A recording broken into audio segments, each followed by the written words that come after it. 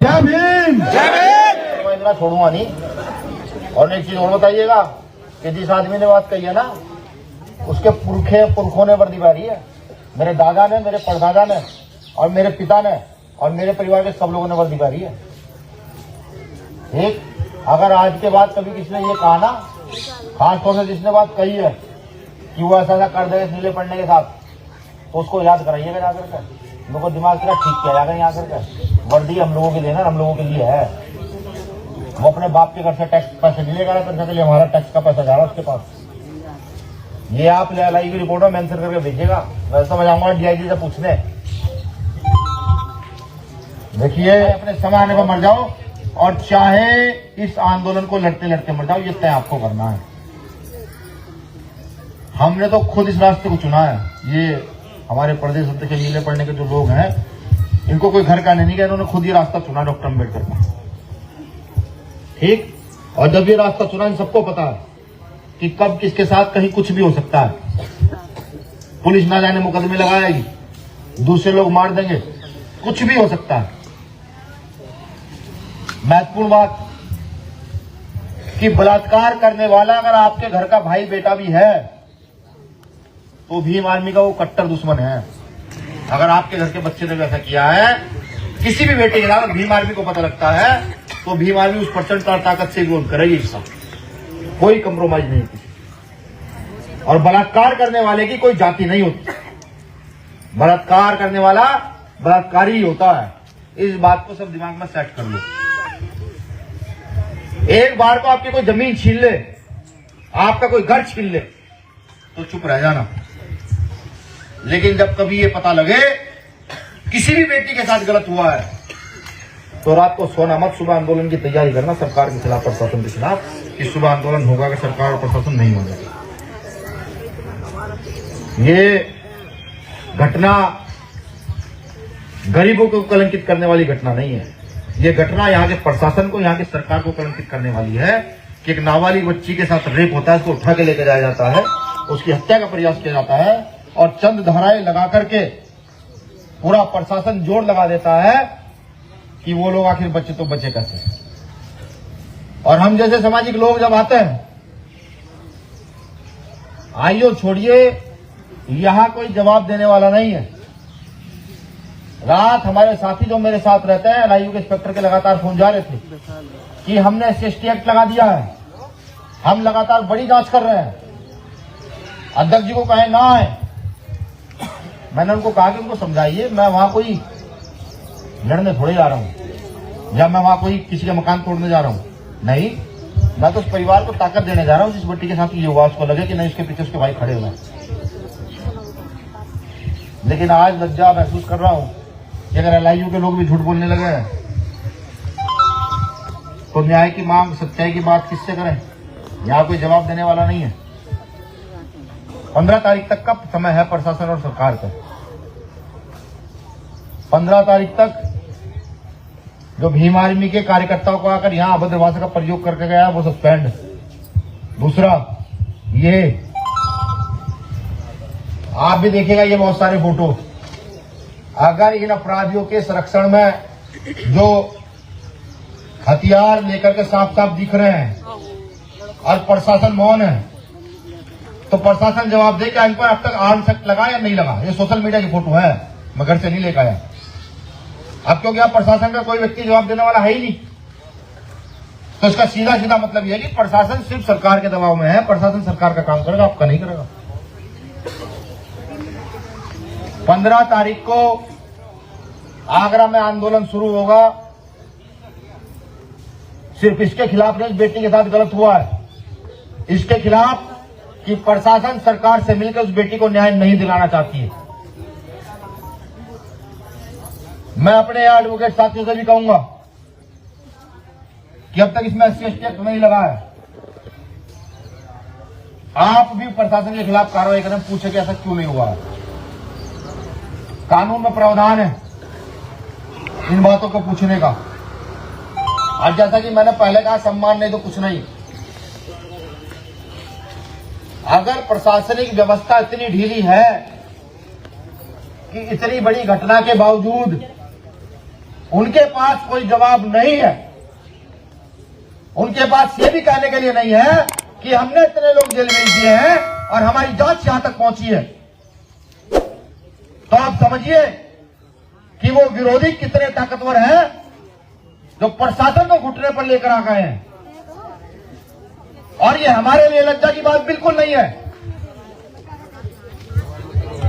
ये लज्जा की बात किसी के लिए है तो यहां के प्रशासनिक अधिकारियों के लिए।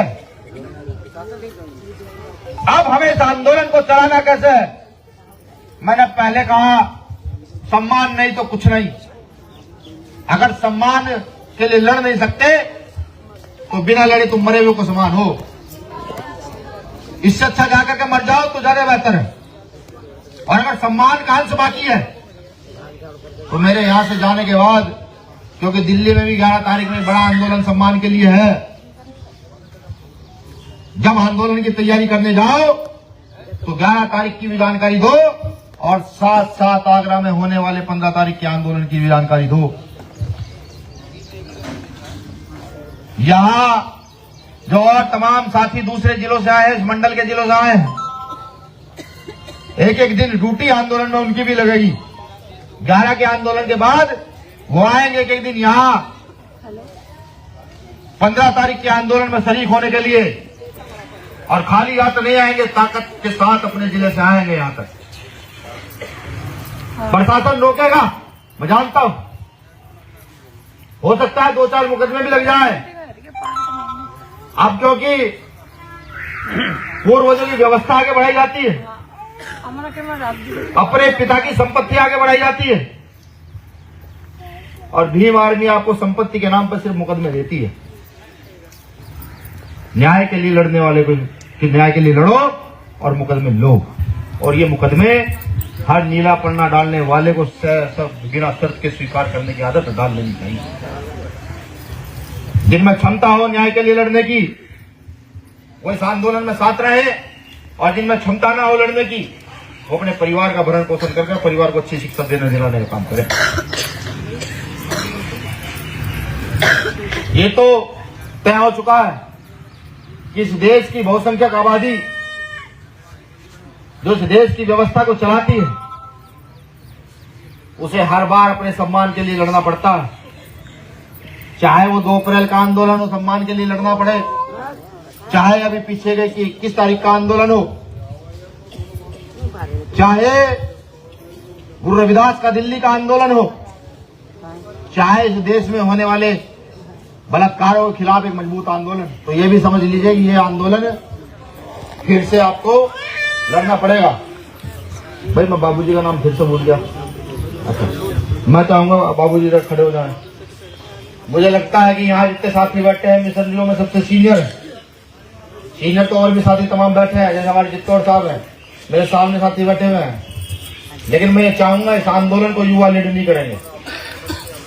इस आंदोलन की अग्रिम पंक्ति में कोई रहेगा तो श्याम प्रसाद बोध जी रहेंगे। इस आंदोलन का नेतृत्व श्याम प्रसाद बोध जी करेंगे और इनके पीछे हम सब लोग ढाल बनकर मजबूती के साथ खड़े होंगे।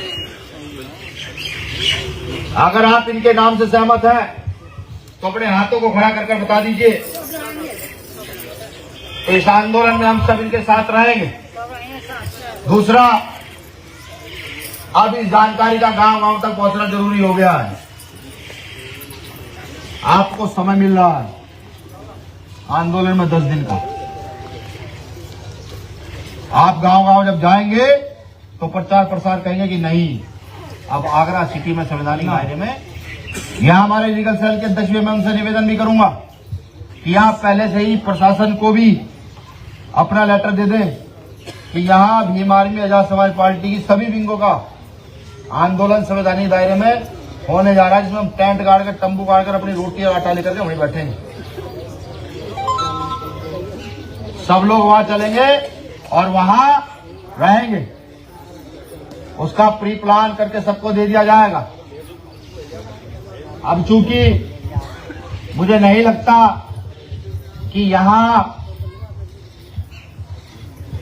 आईपीएस रैंक के अधिकारी के पास भी कोई जवाब है इस रेट का।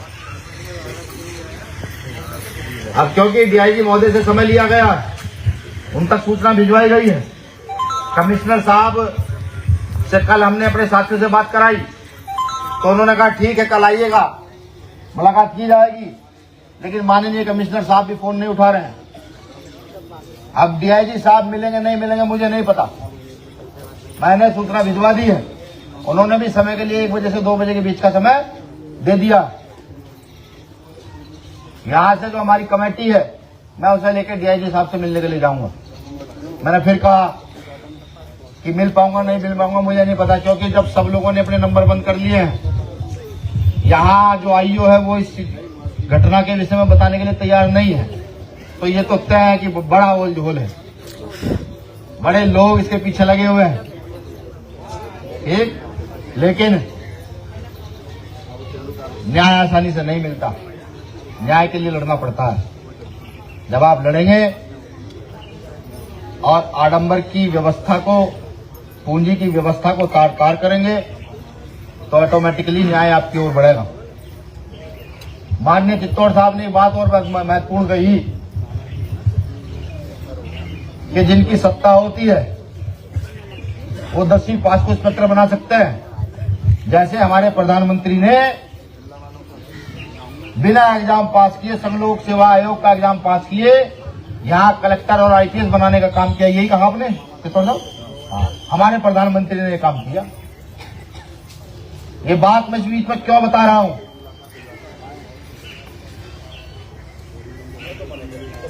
कि महापुरुष ने बात कही, बात तो गलत है कि दूसरे लोग हमसे ये चाहते हैं या छूतों से कि हमारे बीच में चीफ लेबर हो, सस्ती लेबर हो। दूसरा शब्द मैं नहीं कह सकता, वो सब जानते हैं, वो ये लोग चाहते हैं। क्योंकि डॉक्टर अंबेडकर ने इस देश में लोकतंत्र की व्यवस्था की और लोकतंत्र की व्यवस्था करके डॉक्टर अंबेडकर यहां से चले गए। ये गलती उन तमाम लोगों की रही जो लोकतंत्र को समझते हुए इस व्यवस्था को स्थापित नहीं कर पाए। क्योंकि अगर हम लोकतंत्र स्थापित कर दिए होते तो आज मुझे यहां आने की आवश्यकता न पड़ती।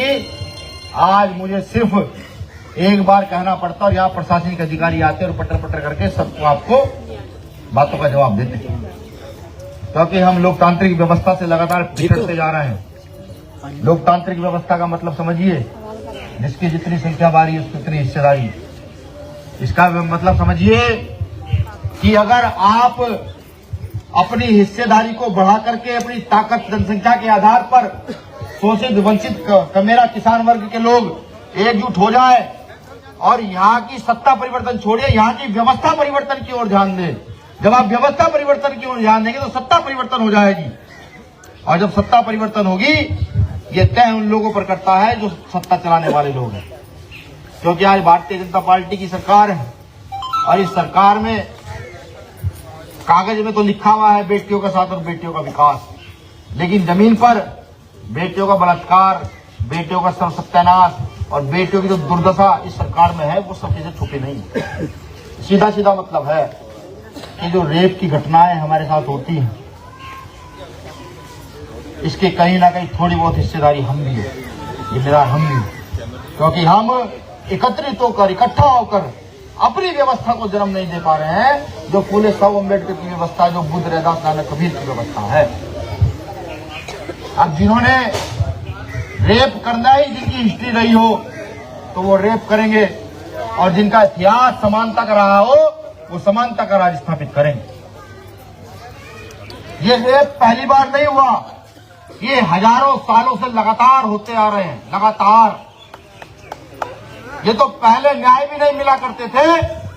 बाबा साहब अम्बेडकर ने संविधान लिखकर समानता का अधिकार दिया तो जब जाकर के हम कहीं न्याय की डिमांड करने लायक हो गए। अब हमें समझना पड़ेगा, रोज रोज सड़क पर नहीं आया जा सकता, रोज रोज आंदोलन के लिए भी नहीं बैठा जा सकता। मैं जानता हूं मेरे परिवार गरीब है, सुबह शाम तक मजदूरी नहीं करेंगे तो शाम को चूल्हा नहीं जलेगा। मैं तो सलूट करता हूं इस समाज को कि मजदूरी करने के बावजूद भी ये समाज अपने सम्मान के लिए लड़ने के लिए तैयार रहता है। एक समय की रोटी नहीं खाता लेकिन आंदोलन के लिए खड़ा हो जाता है। सलूट करता हूं समाज। अब इस समाज को आंदोलन के साथ साथ अपनी राजनीतिक व्यवस्था परिवर्तन की ओर भी ध्यान देना पड़ेगा। जब मैं कार्यक्रमों में जाता हूँ, सतगुरु रविदास जी के सत्संगों में जाता हूँ, तथागत बुद्ध की कथाओं में जाता हूँ, बाबा साहब अम्बेडकर के सामाजिक आंदोलनों में जब मैं जाता हूँ, कार्यक्रमों में जाता हूँ, तो कुछ जगह मुझे देखने को मिला कि माइक लेने से पहले ये कहा जाता है कि कोई राजनीतिक बात यहाँ नहीं होगी, यहाँ ये सामाजिक आंदोलन है, ये कहा जाता है। लेकिन जब मैं दूसरी ओर होने वाले बलात्कारों को देखता हूँ, हत्याओं को देखता हूँ, तब वहां कोई ये नहीं कहता कि ये भी सामाजिक व्यवस्था, इस पर सब लोग इकट्ठा मिलकर के चलेंगे। इन दोनों चीजों का मतलब समझिए कि जब हमारे साथ दुराचार होता है, जब हमारे साथ घटनाएं घटित होती हैं, तब हम कुछ लोग आकर लड़ने का काम करते हैं, कुछ लोग पीछे से टांग खिंचाई का काम करते हैं। और क्योंकि ये गरीब वर्ग जाता है, नेताजी के चरणों में नतमस्तक होता है, कहता है जी हमें न्याय दिलाइए। वहीं मैं दूसरी ओर जब देखता हूं सामाजिक आंदोलनों में जहां शक्ति का निर्माण होता है, ताकत का निर्माण होता है, कि अगर उस ताकत को सही तरीके से ढाल लिया जाए तो बलात्कारी बहुत दूर दूर तक भाग जाएंगे। वहां बैठ के माध्यम से ये कह दिया जाता है कि राजनीतिक बात नहीं की जाएगी। अपने सामाजिक आंदोलनों में, अपनी शादियों में, अपने जीवन में, अपने मरण में कोई भी कार्यक्रम हो तो वहां राजनीतिक बात करना शुरू कर दीजिए, अपनी हिस्सेदारी की बात करना शुरू कर दीजिए। ये बलात्कारी दिन के दिन छोड़कर ये क्षेत्र पर देश छोड़ के भाग जाए। अगर आपने हिस्सेदारी शुरू की तो ये हिस्सेदारी शुरू करनी जरूरी है। ये इस लड़ाई का आगाज रहेगा अगर सब हिस्सेदारी की बात करना शुरू कर दें। अफसोस भी होता है कभी कभी, कितनी बड़ी आबादी और आज ये दुर्दशा। मैं कहता हूं बेटियों से भी बहुत जिम्मेदारी के साथ ये बात कहता हूं, हालांकि संवैधानिक आदमी हुई ये बात नहीं कहनी चाहिए। बेटी अपने शरीर को मजबूत करें, व्यायाम करके, योग करके, दौड़ लगाकर शरीर को मजबूत करें। और जब कोई गंदी निगाह पर डाले तो आपकी उंगली इतनी मजबूत होनी चाहिए कि उसकी निगाह डलती हुई उंगली उसकी आंख में जाए, उसकी आंख फट से बाहर जाए। जिस दिन ये विचारधारा आप लोगों के मन में बैठ गई तो शोषित वंचित वर्ग के लोगों के साथ गलत होना, बेटियों के साथ गलत होना बंद हो जाएगा। और मैं बताऊं बेटियों को भी साफ साफ कि बाबा साहब अम्बेडकर समानता का अधिकार है पुरुषों के लिए नहीं, उनके सबसे बड़ी विचारधारा बेटियों के लिए निकल गए थे कि बेटियां समानता के साथ उठ खड़ी और बैठ जाएं। डरने घबराने की जरूरत नहीं। भीम आर्मी के करोड़ों भाई तुम्हारे पीछे खड़े हैं, करोड़ों भाई। लेकिन ऐसे दुराचारियों को, रेप करने वालों को जिस दिन आपने मुंह तोड़ जवाब देना शुरू कर दिया तो समझिए एक घटना पूरे देश की व्यवस्था को हिलाकर रख देगी। एक बेटे की हिम्मत पूरे देश की व्यवस्था को चैलेंज कर देगी, पूरे देश में गलत काम करने वाले लोगों को चैलेंज कर देगी। तो मुझे आशा नहीं, पूरी उम्मीद है कि मेरी इस दुख भरी व्यथा को आपने सुना होगा, क्योंकि हर रोज 2 से 4 केस पूरे देश में रेप के आते हैं। हर रोज हर रोज 2 से 4 केस रेप के आते हैं और हर रोज उनको रात को बैठकर 2-2, 3-3 घंटे में सोचा करते हैं कि आखिर ये रुकेगा कैसे। न्याय की उम्मीद उनसे की जा सकती है जिनमें कहीं न्याय का अंश बचा हो। यहाँ की मौजूदा सरकार में न्याय का कोई अंश नहीं बचा है, तो उनसे न्याय की उम्मीद नहीं की जा सकती।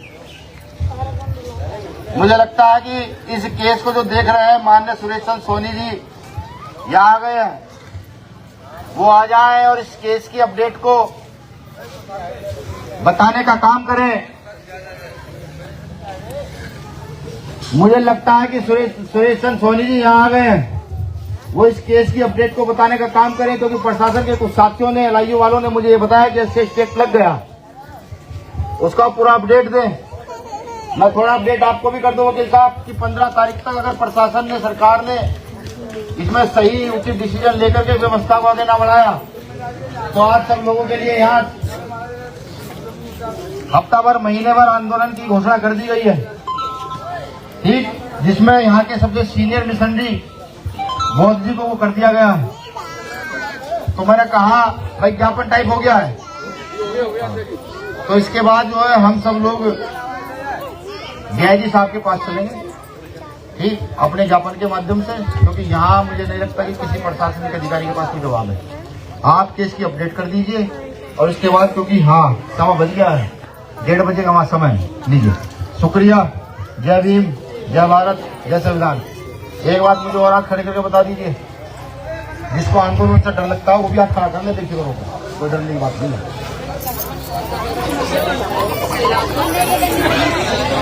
अभी कितने से दिन हो गए हमारे। देखिए पहले चीजों को समझा कीजिए। मैंने ये कहा कि जिसको डर लगता हो वो हाथ खड़ा करे, ठीक है। और जिसको डर नहीं लगता वो हाथ खड़ा करे, जो गेट मोको का आंदोलन जाएगा। दूसरा, एक मेन चीज और, हमारे आंदोलनों को हिंसक बनाया जाता है। हम आंदोलन करने गए, हम पर लाठी मार दी जाएगी।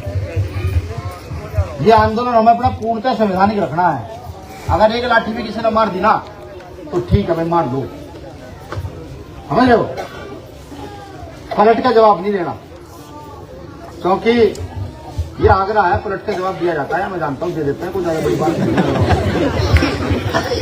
लेकिन जब हम पलट का जवाब देते हैं तो जो हमारी लड़ाई होती है वो तो खत्म हो जाती है, एक नई लड़ाई शुरू हो जाती है। जैसा भी फिरोजाबाद में हुआ है, एक बच्चे की पुलिस कस्टडी में हत्या हो गई, हमने अन्याय की मांग की, पुलिस ने लाठीचार्ज कर दिया। हम उस बच्चे के लिए न्याय तो करना भूल गए, जो हमारे 100-150 लोगों पर मुकदमे दर्ज हुए उनके चक्कर में लग गए। तो हिंसक नहीं होना, संवैधानिक तरीके से जाकर बैठना, फिर रोटी बना के ले जाओ, बैठो पूरे दिन वहां, शाम को बीमार में टीम रहेगी पूरी रात, फिर सुबह जाओ के फिर बैठो, रोज बैठो। 10 दिन मिल जाएगी प्रशासन के, जहां पे लखनऊ की सरकार भी 10 दिन में, 11वां दिन नहीं। और जब लगेगा भाई नहीं मान रहे हैं तो फिर जानवर भी उठा लेंगे घर से, अपनी गाय भैंस है गाँव में बहुत हमारे यहाँ। भाई डीएम का काम है रोटी खिलाना, तो भाई